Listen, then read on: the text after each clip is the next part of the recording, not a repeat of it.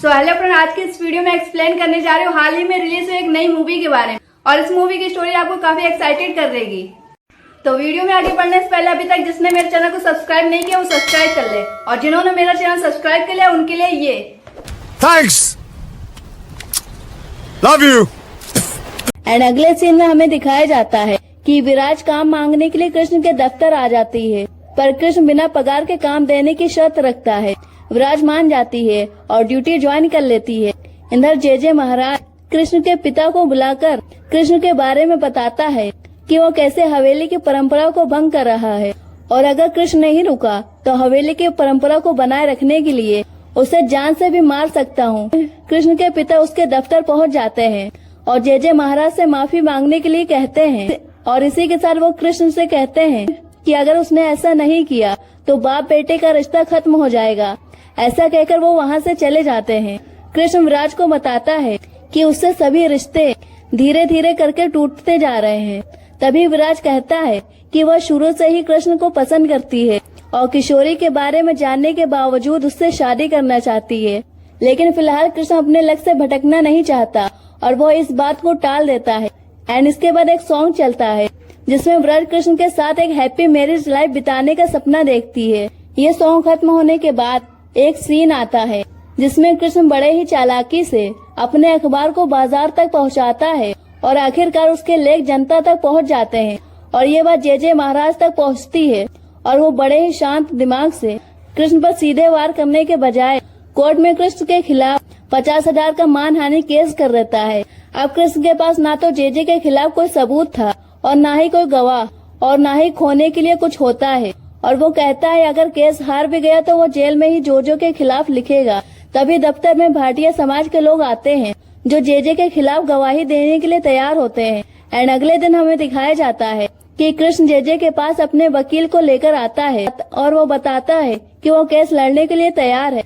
इधर जे भी अपने फैसले पर अडिट होता है, लेकिन कृष्ण की परेशानी तब बढ़ जाती है जब जे की धमकी से भाटिया समाज के लोग गवाही देने से मना कर देते हैं।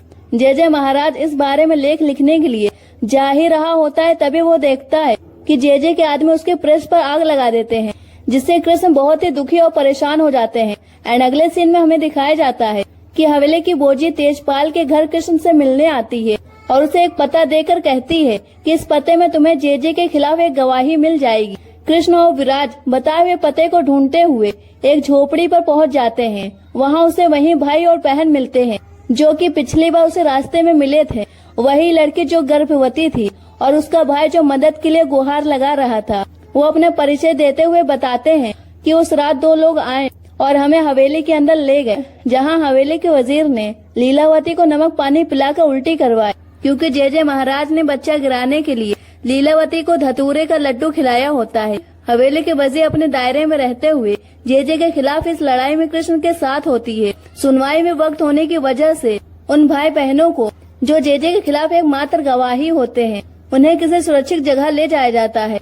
एंड इसके बाद सोनी निगम की आवाज में एक बहुत ही प्यारा कृष्ण भजन चलता है। कृष्ण जी की कृपा से कृष्ण पहले जिस अखबार में काम करता था अब उसी प्रेस में उसके लेख छापने की अनुमति उसे मिल जाती है, और इसी के साथ कृष्ण को जे महाराज के पर्सनल डॉक्टर की एक चिट्ठी मिलती है।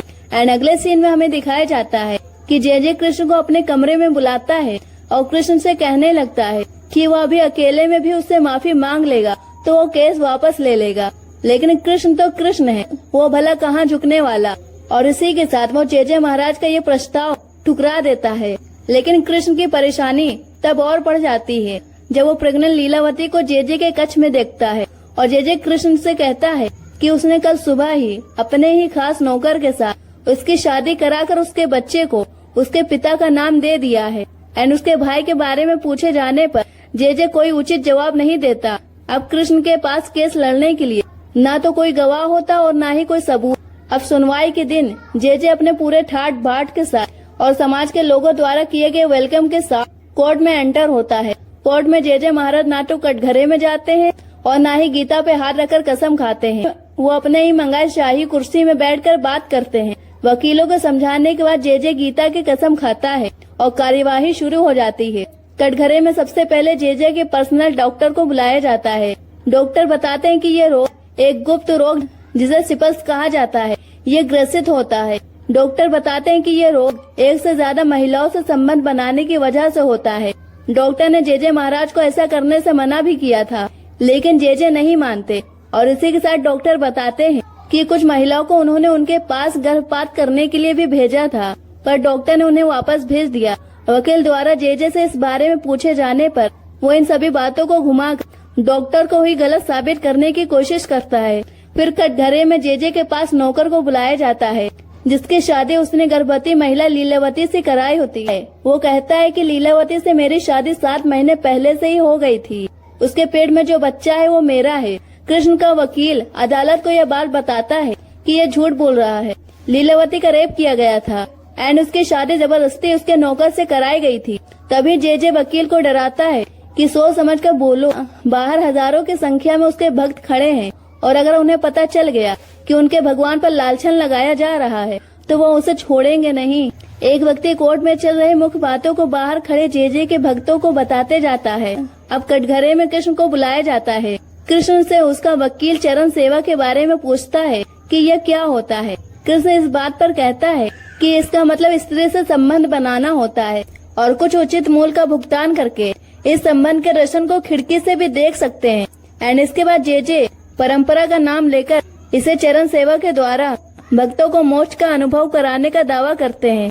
एंड इसके बाद जेजे का वकील कृष्ण पर आरोप लगाता है कि वह जेजे के खिलाफ इसीलिए है क्योंकि वो नाम और पैसा चाहता है। एंड इसके बाद कृष्ण फिर अदालत को अपने बारे में, अपने रिस्पॉन्सिबिलिटी और उद्देश्यों के बारे में विस्तार से बताता है कि ऐसा कहीं भी लिखा नहीं है कि स्त्री की शादी से पहले किसी महाराज के पास सौंपा जाए। एंड इसी में जेजे महाराज और कृष्ण के बीच बहस होती है। कृष्ण कहता है कि ये लोग सीधे साधे अनपढ़ हैं और आप ज्ञानी होकर इनके भोलेपन का गलत फायदा उठाते हैं। कृष्ण अदालत के साथ साथ वहाँ बैठे समाज के लोगों को भी सही और गलत के भेद के बारे में बताता है और कहता है अगर इसके बावजूद इस लड़ाई में मेरा कोई साथ नहीं देता तो मैं अकेले ही लड़ाई जारी रखूंगा। तभी कृष्ण के भाव आगे आकर कृष्ण के साथ आने की हामी भरती हैं। एंड धीरे धीरे कोर्ट में सभी महिलाएं जेजे महाराज के खिलाफ गवाही देने के लिए आगे आती हैं। महिलाओं के साथ पुरुष भी अपने बहू बेटियों के साथ जेजे महाराज के खिलाफ आगे आते हैं। एंड फिर अगले सीन में हमें दिखाया जाता है कि कोर्ट कृष्ण को महाराज के मान हानि के केस से बरी कर देती है और जेजे के खिलाफ क्रिमिनल चार्ज लगाने के बारे में विचार करती है। जेजे महाराज कोर्ट से बाहर आता है, बट इस बार लोगों की आंखों में श्रद्धा नहीं होती बल्कि गुस्सा होता है। तो फ्रेंड, इस लड़ाई की वजह से चरण सेवा जैसी प्रथाएं बंद हुई और ये साबित हुआ कि कानून से ऊपर कोई महाराज नहीं है। एंड इसी के साथ इस मूवी की एंड हो जाती है। आई होप कि आप लोगों को स्टोरी पसंद आई होगी।